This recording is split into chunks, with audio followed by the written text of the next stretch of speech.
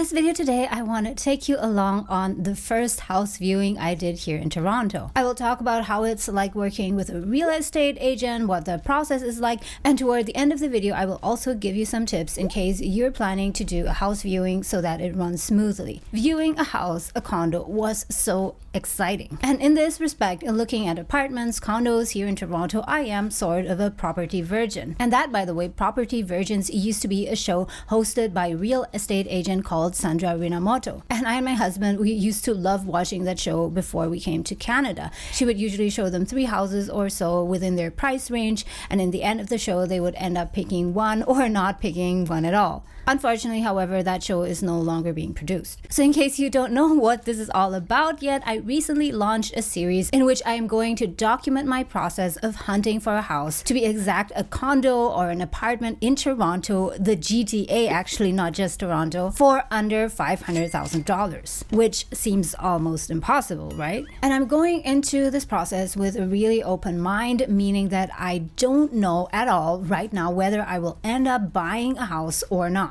But I will promise to share with you my thought process and take you along on the journey. So in the end, I might still end up staying here in my $1,280 studio apartment. Yes, it's under $1,300. It's crazy, right? And perhaps buy a property later in a few years, or I might just end up living in my own condominium in a few months from now. So what will it be? So guys, this was the first condominium in Toronto that we saw, and we found it on the website zolo.ca. And by the way, it's not the only website that you can use. There are tons of other property websites where you can start your search. But we happened to start using this, and we found this property on Charles Street, which is located in a very strategic area downtown. It's at Church and Yonge, and it's super close to the subway station. It's just a 2 or 3 minutes walk, and it was listed at $469,900.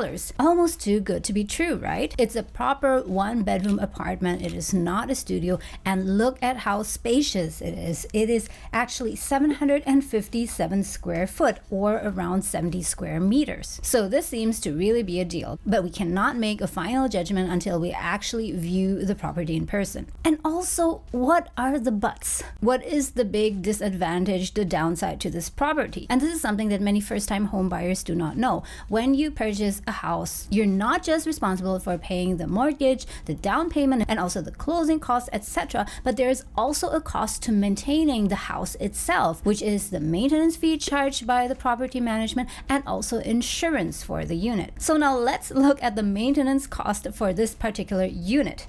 And it's actually quite shocking. The maintenance fee is $861 per month. Maintenance fees are usually calculated based on the square footage. And of course, it differs from building to building, based among others on their amenities, whether they have a swimming pool, parking space, etc. So actually, if you calculate this on a square foot basis, it is not that expensive. It is only $1 and something per square foot. But in absolute terms, I would say that this is really a huge expense. Let's just say, for example, that the monthly mortgage for this unit would be $2,500 or something. And the maintenance fee is $800, which means that 25% of your monthly expense goes to just the maintenance fee. But anyways, because the price of this unit at below $470,000 was just so enticing, we still wanted to see it. So we went ahead and just contacted the agent here on Zolo through this contact form. And by the way, this is not something that you necessarily need to do. You do not have to go through the agent on that particular website. Which is actually more advisable is to get your own real estate agent, ideally through a referral, through a friend, a colleague or so, and then work with someone that you trust. But again, this was our first experience. We just wanted to see the unit as fast as possible, and we did not have a real estate agent working with us yet, so we just signed up through this contact form. So we made an appointment, and then on that weekend we actually viewed the unit. So our appointment with the agent was at 2 p.m. I think, but we made it a point to arrive earlier there, around 5 minutes earlier. The purpose was so that before we would go and view the unit, we could scout the area and get a feel of what the area surrounding that apartment is like. And here's also a tip for you. Whenever you go and view a property, I would highly recommend you to use the mode of transportation to get there that you normally use on a daily basis. So if on a daily basis you always drive your car, then use your car to get there. So you have an idea of what the traffic is like, and how long it takes to get there. But if you're like me and you use public transportation all the time, then I would recommend you to actually use public transportation to get there, because that way you will know how long it takes to get there and what the connections are like and so on. So we arrived at the location and we were so amazed to find out how close it was to public transit. It was only about 3 minutes away from subway line 1 and 2. And it's also a good idea to take a moment and observe the surroundings and what people are hanging around that area, if you get a good vibe or not, if you know what I mean, what the exterior of the building is like, how crowded it is on the street, how loud it is. And then finally at about 2:10 or so, the agent arrived. And since this was our first time meeting an agent, we were not really sure who we were dealing with. We're meeting this agent here, but at the same time in front of the building, we saw this display of another real estate agent here. So who is doing what now? So after some conversation, we found out that the name of the person listed in front of the apartment building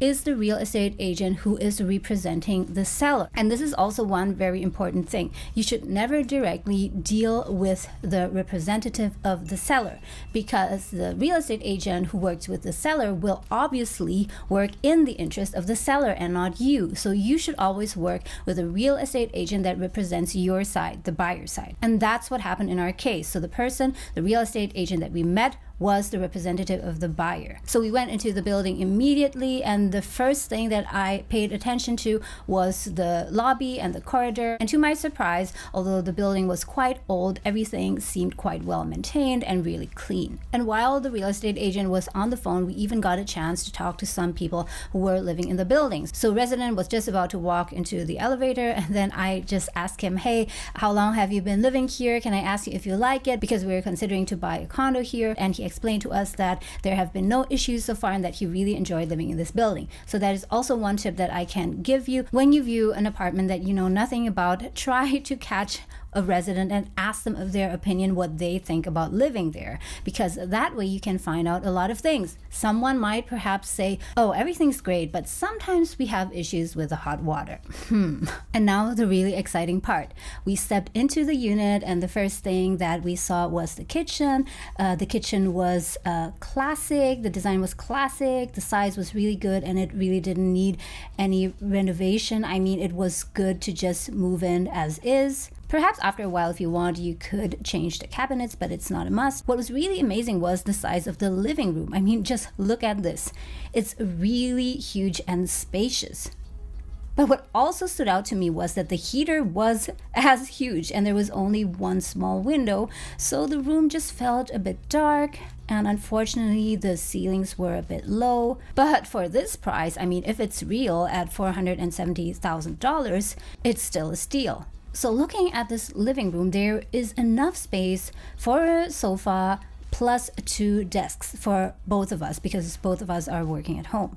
By the way, guys, if you're enjoying this video so far, then please do me a favor and hit the like button, and also leave your comments down below and let me know what else you would like to know about this house hunting and house buying process. Thank you. Now moving on here, if we walk through this little hallway, at the end you can see there's ensuite laundry, which is awesome. There's also a little storage area here to put your vacuum cleaner, brooms, etc.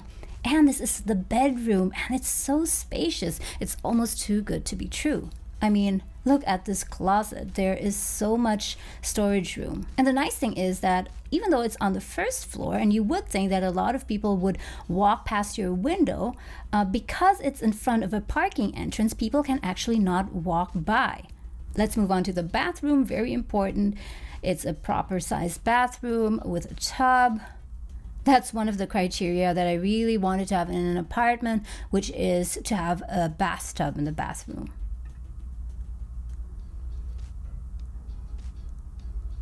And by the way, guys, sorry for the shaky footage, because this was my first time viewing an apartment. I felt a bit uncomfortable taking all of this footage in front of the real estate agent, and that's why I was sort of in a rush. I hope that in the future I will be able to get better footage for you. And now a few weeks have passed, and in a minute I'm going to tell you how much this particular unit sold for. But before I go on to that, I want to talk a bit about what I liked and didn't like about this unit. So as I told you before, I really liked liked how spacious it was. It's around 70 square meters or 757 square foot. It has a proper bathroom and the layout is actually not bad. But what I didn't like that much was that there was only one small window in the living room, and that made the whole atmosphere a bit dark, and the ceilings were low, so it felt a bit depressing, and the whole building was just a bit old. But in the end, I would say that it did come down to the price. I mean, if this unit were available for, let's say, $400,000 in a fantasy world, then we would have definitely bought it. But in this case, it was $470,000, and the real estate agent said that it would likely sell above asking price,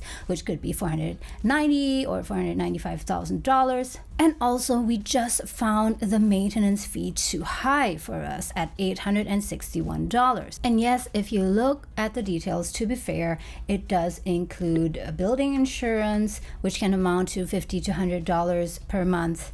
It includes heating, hydro, and also water. So if you add everything together, then you'll probably save something around $300. But in the end, it just wasn't ideal for us. And especially for me as a YouTuber, it was really important that I had really good lighting to make all of these videos. So in the end, we decided not to put an offer on it. So how was it like working with this real estate agent? Overall, I would say it was pretty standard. I mean, he was knowledgeable about the basics, but from our conversation, I could tell that he wasn't really an expert yet. But here's also one thing that you need to know. Even though a real estate agent shows you one apartment, it doesn't mean that you're bound to work with that person forever. Unless you sign an exclusive contract that binds you for a certain amount of time, you do not have to continue working with that real estate agent. If you enjoy working with that person, you can go on and ask the person to send you more potential apartment candidates. But if you feel that the working relationship is not that great and that there's not much chemistry,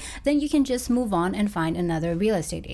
And this brings me to the 3 things that I've learned so far from this process. And at the same time, these are 3 tips that I want to give you. Number 1 is when you're starting your house hunting process, make sure that you are working with a really good and knowledgeable real estate agent. And currently we actually have one, but that will be something that I'll talk about in another video, because a really good real estate agent can tell you a lot about the market, and sometimes they also have early access to other listings that are not available to the public yet. Tip number 2 is before you go to a viewing, study the details of that unit and prepare questions that you want to ask. That way, when you actually go to the unit, you're not just standing there and just observing passively, but you know exactly what you want to ask. For example, what are the exact dimensions of the living room? Is heating or is perhaps internet included? What is the reserve fund of the building? That's also something I'll talk about in another video. And tip number 3 is make sure that you take pictures or take video footage so you can later on at home take another look at it. Because sometimes our memory tends to deceive us. When we're there at the unit, we see everything very clearly. But once we go home, then our memory can fail us and we don't really remember exactly what the feel of the different rooms was, how spacious it felt, how the lighting was like, etc. So it's a really good idea, I think,